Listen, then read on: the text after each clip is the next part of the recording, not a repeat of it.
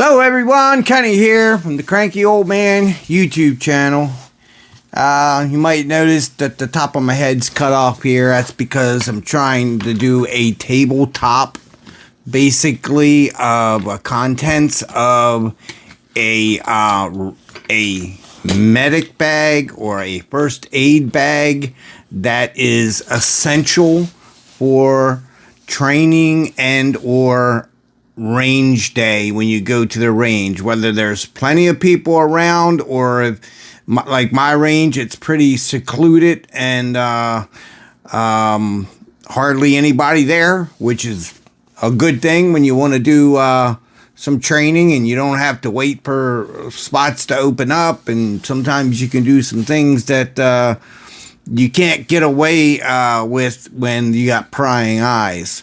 So today I want to do a here's one of my old range range kits, gun setups, a minimum of 2 magazines. Now I think they carry 3. Of course, my AR-15 mags. Here, let me see if I can get the light on here. It'll work a little better. 2 mags, AR. I got a flop down dump pouch. So when you need to, you can dump that out and unfold it. And you can drop your empty mags or partial mags in there.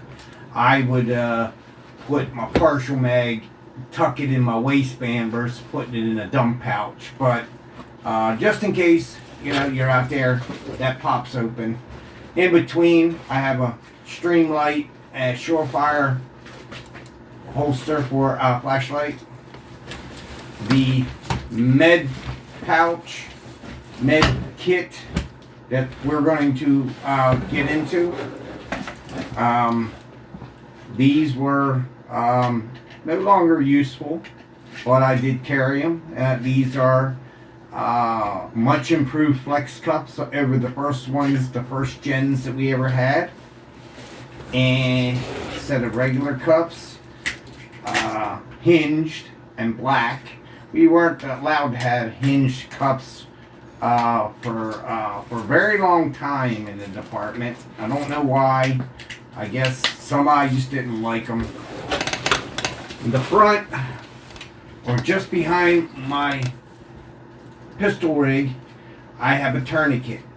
This, along with one other item, most important 2 things to have. And of course this, you might not know what this is. You're probably saying, Kenny, what is that? This is a holder that holds mini light sticks. So you snap the capsule and these will last about 3 or 4 hours. They glow pretty bright. Used them for training indoors. You can drop red for enemy and blue for friendly. Or just to light your way in and out, so you know which way you've been, where you've been, which, you know, what you've already in larger buildings, what you've already searched and what you haven't. And lastly, a hook here to put your hearing protection when you're not using it. We used to just clip it on our thigh, but a lot of times they just fall off. So a nice little clip there for that. Now this here, when I said at least 2, there's 2 here, and there's also 2 more here. So I got 4 mags, all loaded up.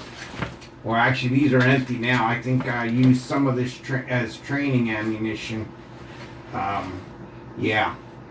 Glock 19 mags, although I should load them up with this range day I'm going to have. Now, it's great to have this bag. But what's I think is a very important feature is that it's a Velcro, so you can literally pull it off. You pop this little buckle here, and you can pull it off. And the reason why that's important is if you're the one needing attention and you have your belt cinched down and you have your belt keepers on to keep your belt from riding up, you've got to try to get all that off and roll out of your belt to get to your sack and your med kit. With the Velcro on there, you can just pop that top buckle and rip this off, and you don't have to necessarily undress before you start doing your medical rescue technique, whether it's on yourself, whether it's on another person at the range. Now, before we get into this, I would like to ask you to please like, share, and subscribe. Hit that bell notification. I figured I would do it in the middle of the video here to remind you so you guys don't forget. I'm stuck at 116. I would like to get up to 125 this week, maybe 130. And I can't do that without your help. So please, like, share, and subscribe. Temperature check, 48 degrees in this house right now. We've been having bitter cold times without any let up. Okay, so at the very least, have a couple chem sticks. I used to have 4 of them, or 5 of them in here. I'm down to 1, but it's good to have green, blue, maybe even red for marking different things. You know, green and blue for friendly, red for not so friendly. And if you're down and you're at a range and you call 911 and they have a flight rescue and things like that, this is much easier to find you if you have a couple of these lit. So that's a good thing to have, but it's not the most important thing to have. So other than the one tourniquet I have on my belt,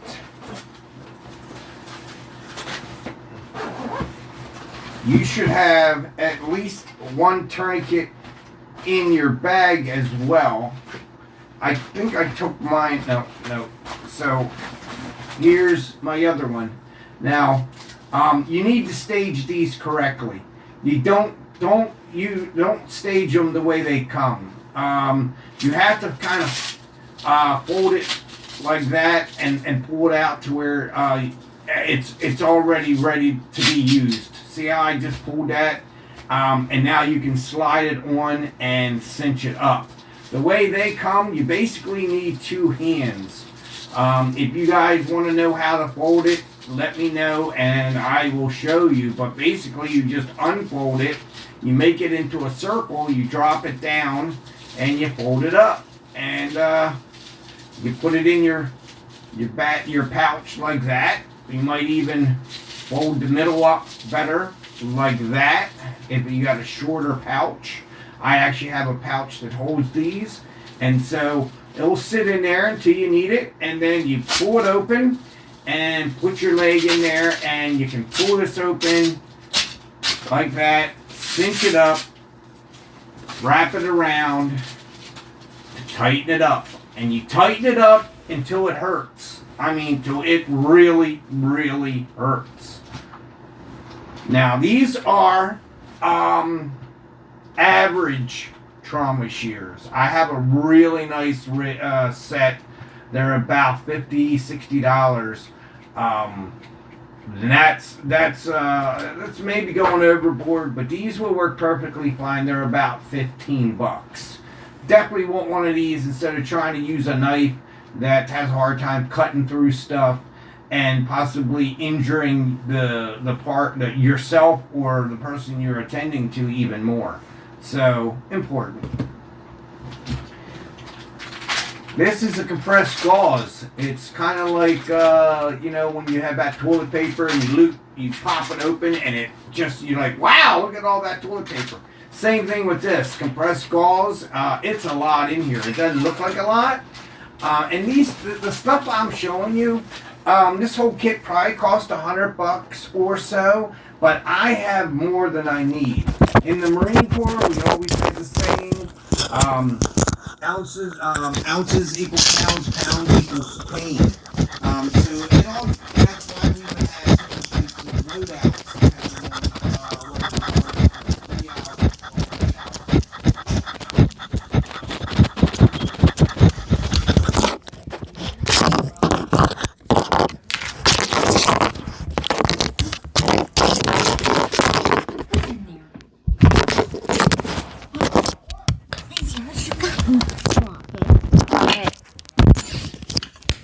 No.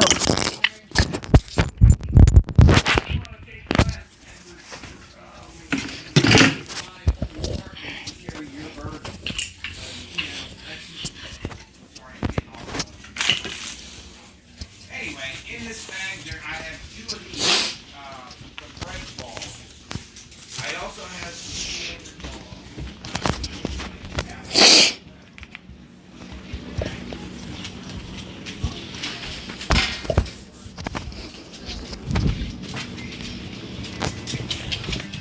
So this guy replaced yes. I said, how many total you have? So he said he did 3 packs because he has 100. The passenger, who regularly flies to New Zealand, told Customs he had 3 packs of cigarettes. When he got to biosecurity, they discovered he had 5. He says it's all a miscommunication. Have you been stopped? I think he asked you he asked you how Nen. many total. We never asked. We never asked how many just in one bag. Just wait, yeah, please. Drop. Drop.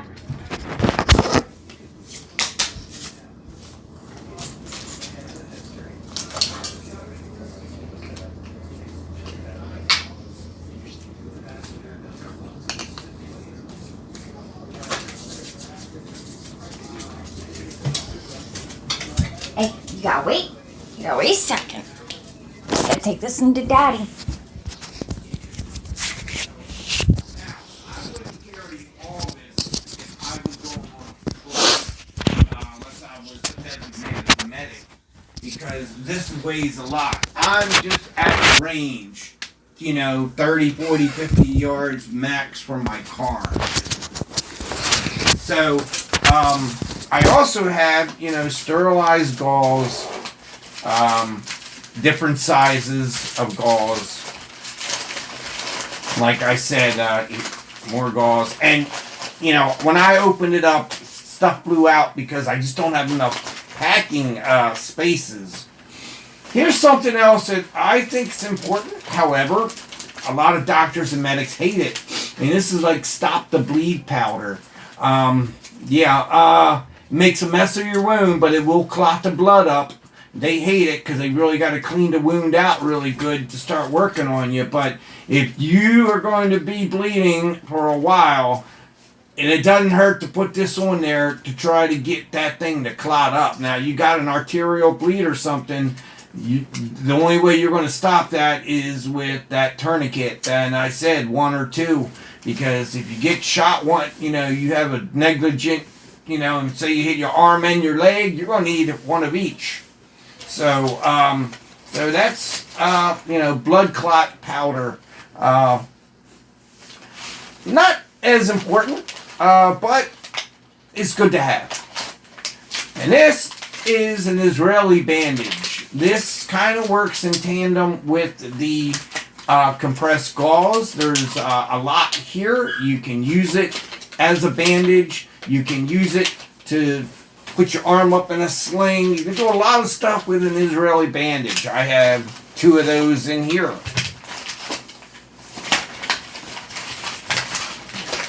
think I even have, let me see here. I even have an extra gauze. Whatever I can get in here comfortably, I put in here too, because I don't know. I also have a full bag of trauma gear in my vehicle at all times. So here's something else that you don't really think of. Baby wipes. Some type of wipe. Even wipes that are antiseptic to help with germs and whatnot. This kills 99%, 99.9% of all germs. Antibacterial wipes, so or baby wipes, whatever kind you need it to clean your hands, maybe wipe off the wound. a little bit. Infection, especially if you're going to be out there for a while, is a real thing. So, but it's really to clean your hands, clean up the wound and whatnot, as well. So it's twofold.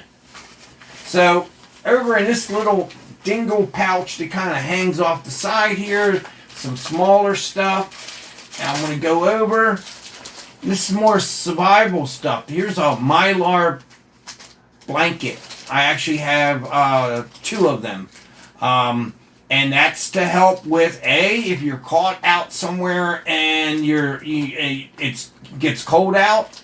I don't know what kind of range you had. Let's say you're disabled and you did something really bad and you're stuck and you can't get to your car. No cell phone service or whatever. Your phone's not working. If you don't, maybe you don't even have one. But this will help you keep from hypothermia, keep you maybe from going into shock. 2 of them, at least 2 of them. These are Steri-Strips. If you need to, you get a slide bite that's really bad, or maybe a brass hits you in the face and you weren't wearing high enough glasses, and you bust your eye open, these will work very good to just close it up.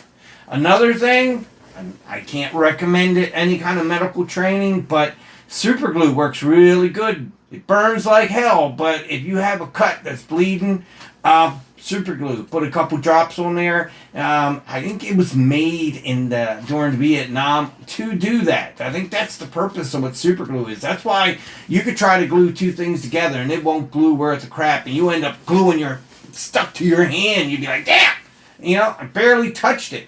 Can't tell you how many times I've had to take a razor knife and cut my 2 fingers apart where I accidentally stuck it together. So, this is as well. Also, alcohol wipes. I only have, looks like 2 in here because I have used this one. Restocking is a must. If you're going to be going to the range all the time and you do use this, restock your stuff.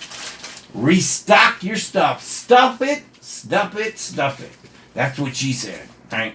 So, and if you ever do, say you are attending somebody at a car accident on the highway, ask the medics to come there. If it's not a total emergency where they got to grab and dump and go, ask them for some supplies. Say, hey, can you give me a couple gauze bandages or a couple of this or that? I used them on the patient, and a lot of times they don't have a problem with throwing you some stuff, but yeah, keep it stocked. This is the minimum stuff. What I did take out of here was Band-Aids. Yes, bring Band-Aids. Sometimes you cut yourself. Sometimes you get the slide bites. Different size sets of Band-Aids. I have another kit I wanted to show you, but it's out in my vehicle. I think it's out my vehicle. I have to locate it, but it's a little bit more comprehensive than this one. And you're probably saying, damn, that's already pretty big.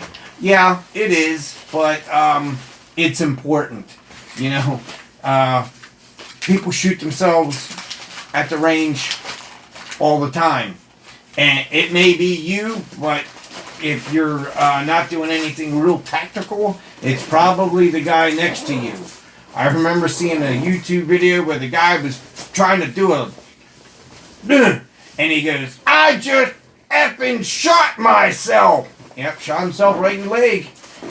And you'd be glad, you would hope that you have, at the minimum, this kit right here. You got a tourniquet, you got something to clean the wound, you got some gauze, everything you would need. I don't think of anything, and like I said, Band-Aids. Only other thing you could put in here is maybe, other than some hand sanitizer, which these wipes do anyway, is, I would say, a small bottle of water. purified water to help clean the wound off. And I have that in my vehicle, so if I needed that, I already have it. It would make this even more heavy, which I don't need. But this one's always goes to the range, or my other pack, my other pouch. I hope that gave you a little bit of foresight of what you might want to carry. Some people don't think about it, but you may save yourself, a loved one, a friend, or maybe somebody you don't know. This may come in handy. And again, get some of these. I have on my other pouch, they're actually battery operated, so you can use them over and over again. And when we had training, even though we could pop these, I had white ones, and I used to be able to use that.